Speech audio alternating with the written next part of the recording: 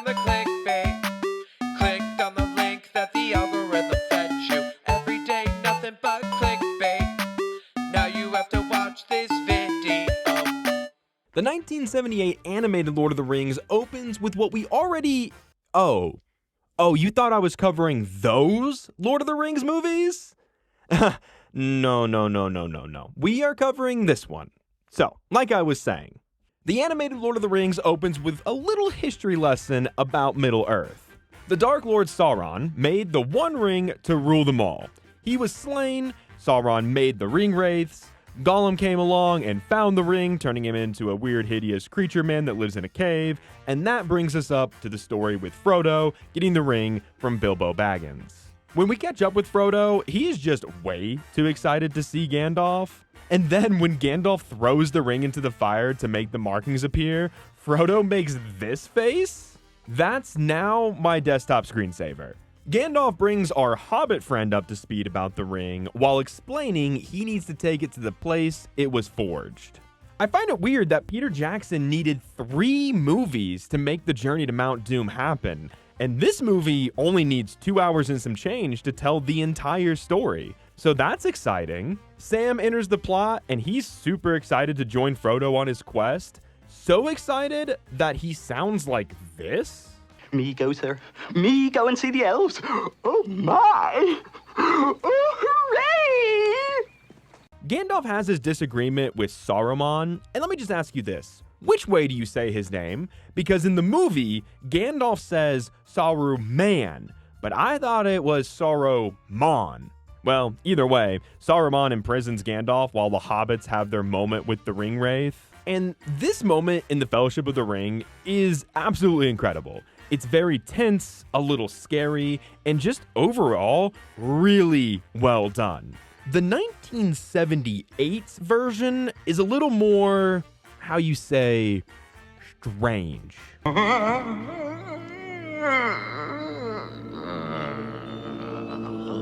Sorry, what was that noise? One more time, please. Okay, cool. Just checking. Our band of hobbits make it to an inn where Aragorn enters the plot and Merry or Pippin gets knocked out by a rider. That night, the riders slowly use the fade-in effect to appear in the group's room where they get tricked, so they turn into real people for a moment as they ride away. Not long after this, Frodo gets stabbed. The riders turn into half-animated, half-live-action guys in costumes, and Aragorn gets stuck halfway between fading in and fading out. Legolas is now here, just in time for a rider to show up, and, well, he doesn't really do anything. The rider just goes back and forth while Frodo stares at it, and then the movie shows you more riders with some lightning effects, and now they're all just standing around him. Don't you need to, get him or something? Eventually, Frodo runs away and crosses some water, so the riders then just patiently wait for him to pass out so then they can cross the water. And by the time they decide to actually cross the water, they get flushed away instead. Hey, Gandalf is here now. Turns out a giant eagle saved him from his prison, which means the 1978 Lord of the Rings also has the eagle problem. Bilbo is also here now, so he can do this when he sees the ring. Our party of known faces finally assembles with Legolas, Gimli, Boromir, Aragorn, Sam, Frodo, Merry, Pippin, and Gandalf teaming up. They head to the mountain pass where some tentacles grab Frodo before shutting the doors on the party, locking them in the mountain. Some people in orc costumes attack them for a bit until one is able to get by Boromir by just shoving him out of the way. And then the orc jukes Aragorn by ducking under his sword, and then it throws a spear at Frodo. After this, the Balrog shows up to fight Gandalf, but unlike the really cool opening fight in the Two Towers movie, this fight is a little different. And by different, I mean the Balrog has a lion head and weird wings, and its whip looks like it came from a sex store. I'm sorry, but it just does. We then smash cut to everyone else getting picked up by elves and just having a great time while this choir sings in the background. No time to mourn the stupid wizard when we can play swords with each other. But then, the next day, everyone is sad about Gandalf because they realize they don't know what the fuck they're doing without him. So then Frodo gets upset and runs away from the group with Sam so they can go to Mordor together, and immediately they run into some more orcs. Boromir shows up to have his death scene while Merry and Pippin get hobbit napped at the same time. What happens next is so unexpected and yet so hilarious. Legolas, Gimli, and Aragorn run after the orcs that took the hobbits, and while he's running, Aragorn just falls over. Why didn't you cut this out of the movie or do it over? Because we cut from him falling to this. I feel like the makers of this were on some seriously hardcore drugs because this feels like an acid trip at times. Now, I bet you've been wondering, what the hell is Gollum going to be like in this movie? And maybe you thought like I did. Given that everyone in this movie is weird, you would think the Gollum would probably be nasty and even weirder, right? Not really. He's actually kind of more normal than the rest of the main characters. Smeagol will be very good. Smeagol will swear never, never to let him have it. He's definitely more normal than whatever they turned Sam into. Oh my!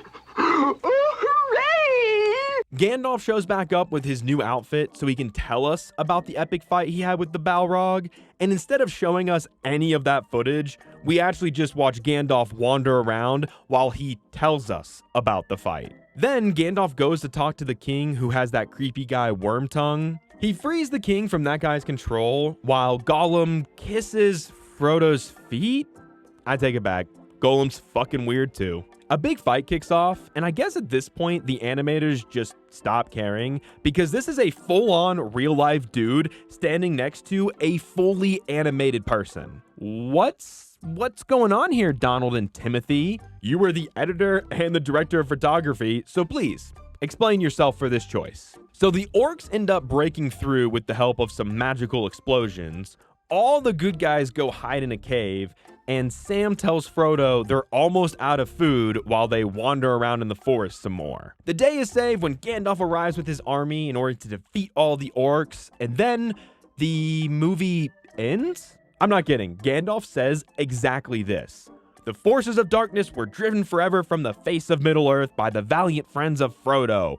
And then he throws his sword into the air. What do you mean this is the conclusion to Lord of the Rings? What the fuck happened to Merry and Pippin? The last time we saw them, a giant tree was giving them a piggyback ride, and then they just left the plot? And last time I checked, Frodo and Sam were still lost in the woods with the toe-sucking weirdo named Gollum. This story literally said, we're not going to do the third book, but just use your imagination and everything will be fine. You know, it took me 3 attempts at watching this to get it finished. Not because it's overly bad or even that unwatchable, but mainly because it's the most boring movie I think I've ever watched. Lord of the Rings is one of those stories that I feel like once you've seen it executed perfectly, any other version is just not the same. It's probably a good time to mention this now.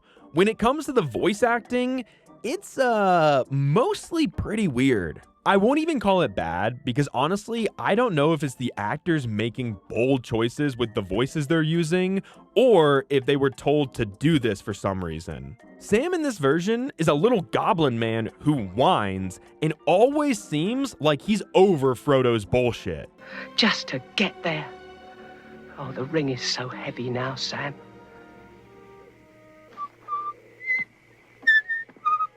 Come on, Mr. Frodo. I can't carry it for you. But I can carry you.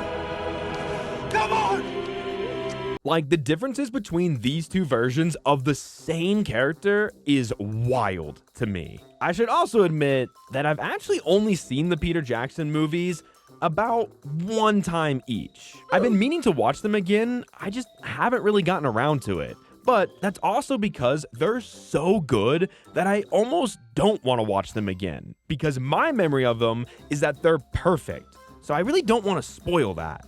I mean, now I'm definitely going to have to watch all of them again because after watching this version, I got to clean my palate. Also, the animation choice for this movie was a really bad idea. And before you come at me for ragging on the way this thing looks, let me remind you that the rescuers, which looked like this, see this? This is pretty good animation for 1977. Plus, the Fox Robin Hood movie, the one that looks like this, see? Looks pretty good too, especially since this came out in 1973. Well then, why the fuck does Lord of the Rings from 1978 look like this? And I know the answer. It's rotoscoping, a new technique that they decided to go with for this movie because they thought it would make it look better and be easier in the long run. No to both of those. Because the thing is, most of the time, it looks like they decided to say fuck it halfway through a scene because nothing looks finished. What's even weirder is how it switches between the animation into just full-on live action. Almost every time the orcs are on screen, they are just guys in costumes that were colored in a way that makes it really hard to tell what they're even supposed to be. And this movie has a ton of paintings that it uses as establishing shots, and they all look really nice. But sometimes they add the live action people over the top, so then it just looks silly. Which is another thing that makes this one really funny. With the voice acting being the way it is, and the animation being wacky, every facial expression looks ridiculous. This is one of those movies that you should watch and just pause it randomly, because whenever you pause it and there's somebody on screen, I guarantee you will get a hilarious face. Legolas never appears to be looking at any one thing at any given time. They did this man so dirty with his look in this movie. It's safe to say that the animation choice in this is definitely one of the biggest flaws the movie has. That and the fact that this thing has no idea what it's doing. Every other scene feels like it was put in as a way to pad the runtime because they didn't know what else to do. When everyone meets the elves, the scene plays out like no one knew what the fuck they were supposed to be doing. Yeah, Frodo, you want to do something? Bowing. Okay, that's good, but maybe don't stare at her like that. And Sam, what the fuck are you doing? Oh, okay.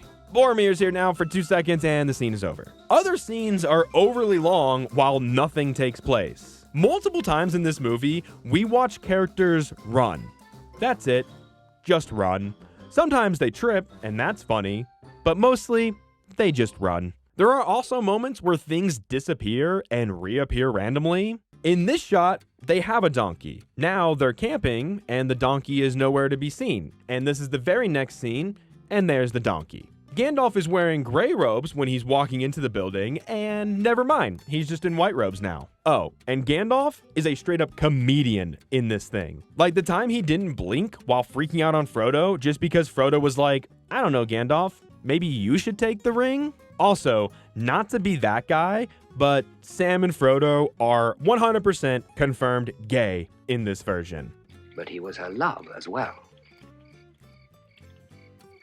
Look at the way Sam is looking into Frodo's eyes and look at Frodo's dumb smile. You're gonna sit here and tell me these two aren't gay for each other? Grow up.